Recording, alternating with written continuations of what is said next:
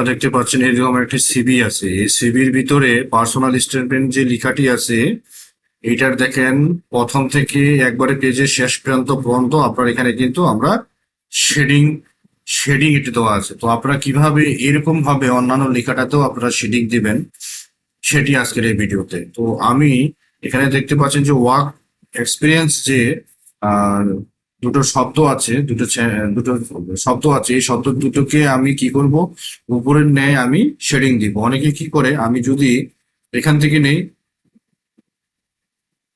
Text highlight colour থেকে, তখন কিন্তু যখন পর্যন্ত যেটুকু দিব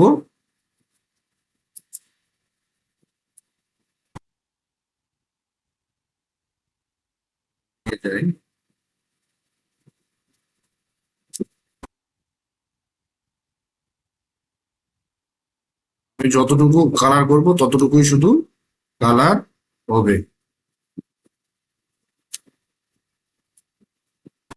এই দেখেন শুধু এতটুকুই হলো।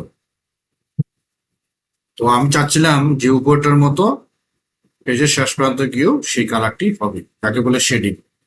তো এটা আমি এখন তুলে দিচ্ছি। তো এটাকে সিলেক্ট করবেন, সিলেক্ট করার পর এটাকে আমি তুলে দিচ্ছি নো কালার। তো কাঁসার পয়েন্টটাকে আপনি লেখাটার উপর, যে লেখাটার উপর আপনি শেডিং চাচ্ছেন সেই লেখাটার উপরে আপনারা কি করবেন, কাঁসার পয়েন্টটি রাখবেন। রাখার পরে যে কাজটি করবেন, আপনারা চলে যাবেন ডিজাইন, আপনারা চলে যাবেন ডিজাইন মেনুতে। ডিজাইনে যাওয়ার পরে আপনার ডান দিকে লক্ষ্য রাখবেন শেডিং নামে একটি অপশন আছে। এই শেডিং এ আপনার ক্লিক করবেন। আপনি কোন ধরনের শেডিং দিতে চান সেই কালারটি আপনি বেছে নেবেন, আবার এটার উপর ক্লিক করে দিবেন। দেখেন উপরটা নয় নিচেরটা কিন্তু আপনার শেডিং হয়ে গেছে, বা একটা কালার প্রথম থেকে শেষ পর্যন্ত একটি কালার হয়েছে। তো এইভাবে কিন্তু আপনারা আপনাদের শেডিং বা কালারটা আপনারা কিন্তু ব্যবহার করতে পারবেন। তো এই ছিল আজকের ভিডিওতে। ধন্যবাদ সকলকে।